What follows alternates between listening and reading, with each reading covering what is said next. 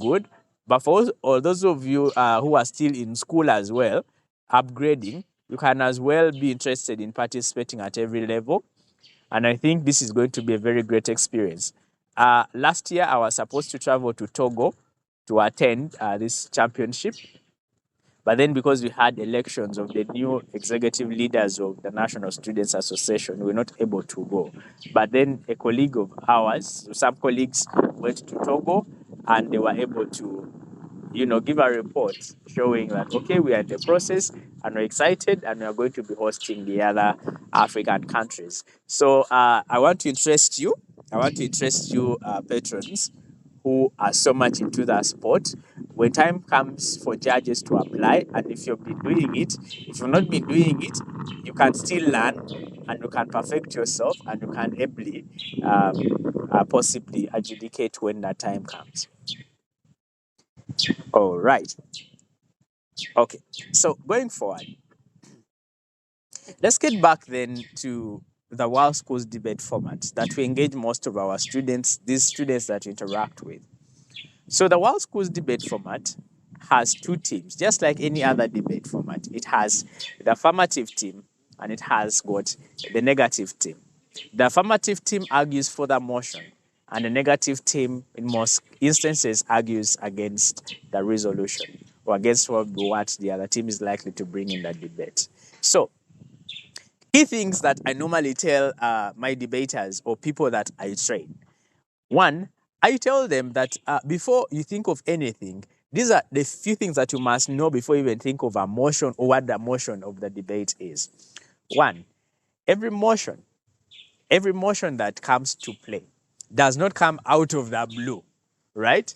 It doesn't come out of the blue. It doesn't come because there's nothing people can talk about, and then you give you an emotion like this house believes Russia is not.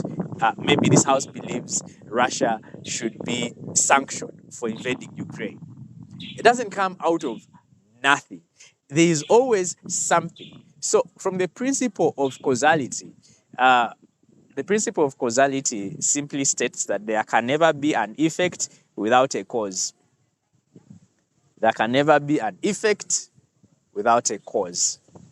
There must be a cause first for an effect to exist. And in every cause, we leave an effect. That means we cannot have such a debate if there is nothing totally Ukraine has done or Russia has done to Ukraine, or if there is no conversation that is, like that cannot happen.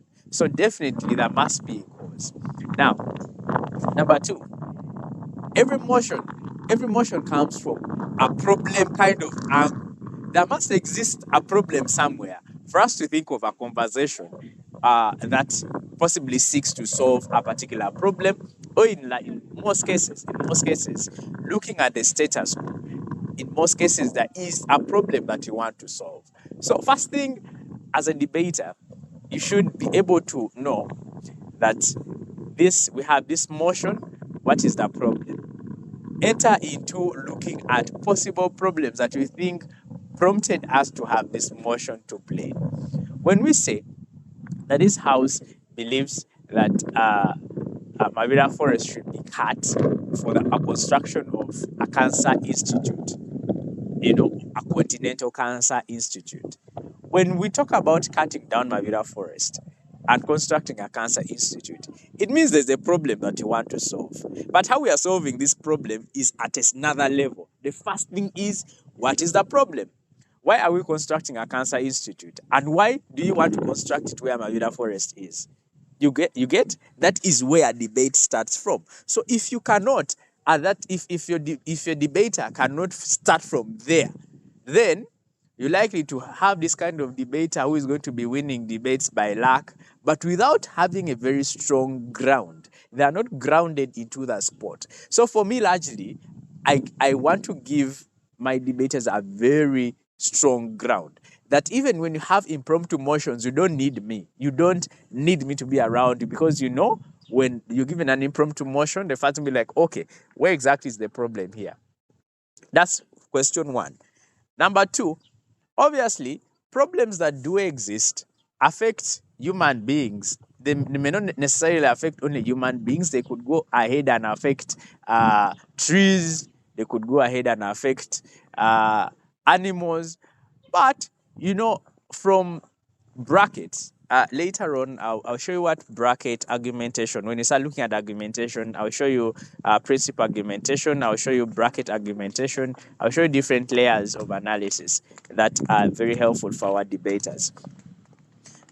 One, you realize that even when something affects a grass, it will definitely affect a goat that eats the grass.